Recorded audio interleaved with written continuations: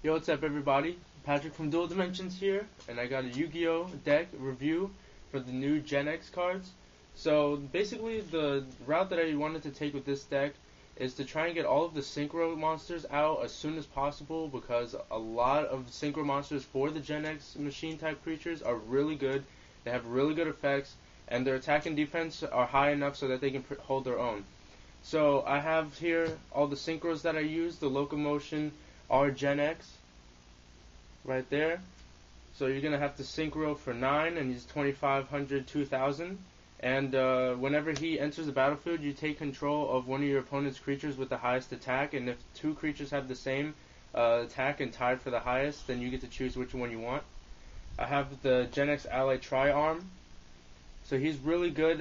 His effects differ based on which attribute the Genex creatures you use to tribute or to synchro are. So if it's wind, water, or dark, the effects differ. So you're gonna have to look that card up. I got the Windmill Genex. Him and the other wind creature or wind monster that I have for the Genex synchros are kind of complicated to have on the field because a lot of the Genex creatures' attributes are dark, and these require at least one wind. So you'll see later on some of the monsters that I have inside of the deck to help with that problem. Okay, a Hydrogenex, which is basically the same effect. You need a water attribute synchro monster to do this. It's 2300, 1800. And whenever he deals damage to a opponent's monster and sends it to the graveyard, you gain life equal to that creature's attack.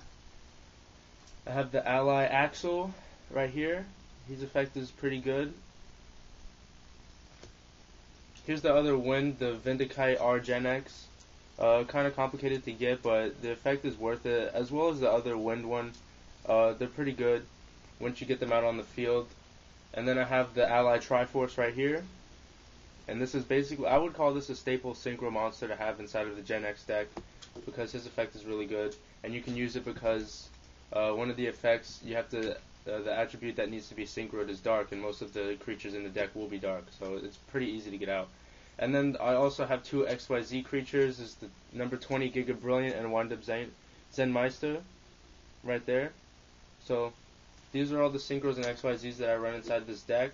Other than those, it's a 40 card deck, so I also run two Genex Ally Birdmen, which are really good. You can return one creature from your side of the field back to your hand to play special summon him, which is a really good combo because he's a 3-star tuner, and it's really easy to get all your synchros out with that guy. I have 3 R-Genex Overseers, and when they enter the battle, or when they're normal summoned, then you can special summon a level 3 or lower Genex creature from your hand. The Genex Allies Changers are one of the creatures that I use to synchro in with those wind synchro monsters, because their ability allows you to change the attribute of one of your Genex creatures until the end of the turn, so simply change them to a wind or a water for the Genex Hydro, and you can synchro summon those creatures. And they're also 3 stars, which is pretty good inside of this deck. They have also I have the R-Genex Ultimum. So when he dies, you get to take up to 2 Genex creatures from your graveyard and shuffle it into your deck. He's 1800, 1400 for 4. Also Earth attribute, so he helps with the Synchro Monster's effects. And he's also a decent level 4 creature to hold his own while you buy time to get some of your Synchro creatures out. Here we go. We have the R-Genex Crusher, which I would also label as a staple in this deck. Whenever you play a Genex creature that shares his attribute, you get to destroy 1 card on your opponent's side of the field. He's a dark attribute creature, and most of the Genex creatures are dark attributes, and that's just going to be destruction on their side of the field. Here we have the Genex Ally Remote right here. Their effect is to turn into the Genex controllers, which some of the synchros require that you synchro a Genex controller in there. So basically they can change their name, or they can change the name of a face-up tuner that you have on your side of the field. So if you don't want to get rid of these guys, you can get rid of one of your other guys. So I run 3 of those. Those are good. Excuse me. The Genex Power Planner. These are also a staple to have in the deck. When they hit the field, you get to search your deck for a level 3, or for 1 level 3 Genex monster from your deck and put it into your hand, which is really good. It'll let you search your deck for the cards that you really need. We have the Power Cell, which is basically just going to give everybody plus 500 attack.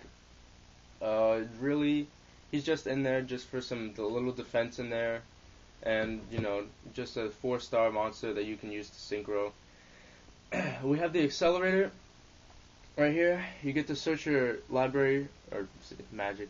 Search your deck for a Genex creature, and if you reveal the card, you may special summon it on that turn, which is really good. And it's also a wind attribute, so it helps. We have the Crusher right here, so whenever this is normal summoned, you can special summon a level 4 or lower R Genex creature from your hand, which is really good. Special summon that Accelerator right here. Staple to have in any machine deck, I feel, is the Machina Fortress. It's really easy to get out, especially if you're running an all-machine deck. And you basically just tribute monsters from your hand that equal the amount of stars on the Machina Fortress, and you can special summon it from your hand to the graveyard, which is amazing because it's a 2500, 1600.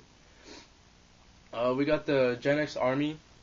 If he's tribute summoned with the Genex creature, you get to destroy 1 card on your opponent's side of the field when he hits the field, which is really good. We got the Magma, so you can special summon level 2 or lower from your hand, Genex creature. Genex Solar. This is really, really good to have. I would only recommend having 1. I had 2 at one point, and it was pretty difficult to get both of them out on the field, but it's going to be a 2500, 1500, and you can normal summon it by tributing only 1 Genex creature, and every time a Genex creature on your side of the field goes to the graveyard, you inflict 500 points of damage to your opponent's life points. So we got our Genex Oracle right here, the 1-star. His effect is quite good. I would probably should have 2 in here at least. But if it's added from your deck to your hand by the effect of a Genex creature, you may special summon this card. And then this card can't be used for synchro summon, except for a Genex creature, a Genex synchro monster, which is really good because you're only going to have synchro Genex creatures. And the Furnace right here, as long as you have a Genex controller, you may normal summon him, and that's really good to normal summon for a 2000 attack. For the spells and traps right now, I'm running, of course, Heavy Storm. Staple, you need to have that in any deck. Get rid of the spells and traps. Pot of Duality. Look at the top cards, put them back, draw 1. They got the Pot of Avarice. Take 5 creatures from your graveyard, shuffle them back into your deck, and then draw 2. Of course, we got 2 MSTs. Need to have those inside of any deck. Also, just one of those staple cards. Machine Duplication will really help since you're running all machines inside this Genex deck, and it'll allow you to search for level 2 or lower. Machine type with 500 attack or less, and special summon up to 2 of the creatures. So if you have one on the field, you use Machine Duplication, search your deck for 2 of the same creature, put those on the field, easy synchro summon. For the traps, we have Torrential Tribute. Obviously, take care of the field, get rid of all the creatures that they have if they start to overpower you. Magical Cylinders, basically reverse the damage. Dark Bribe, so you get to negate and destroy the activation of a spell or trap card that your opponent has. So your opponent gets to draw a card, which is not that big of a deal. Solemn Warning, you're going to pay 2,000 life to negate the activation of a summoning. Bottomless Trap Hole, easy staple card to have in any deck. Compulsory Evacuation Devices, you're going to send 1 creature or 1 monster from their side of the field or any side of the field back to their hand. And of course the Mirror Force to negate the damage and destroy creatures on your opponent's side of the field. So that was the basic Genex deck review. It's still underway and I'm still trying to find cards to fix it and make it a little better. So if you have any tips or any comments on this video or the deck, go ahead and leave them in the comment section below. This is Patrick from DuelDimensions. Peace out, YouTube.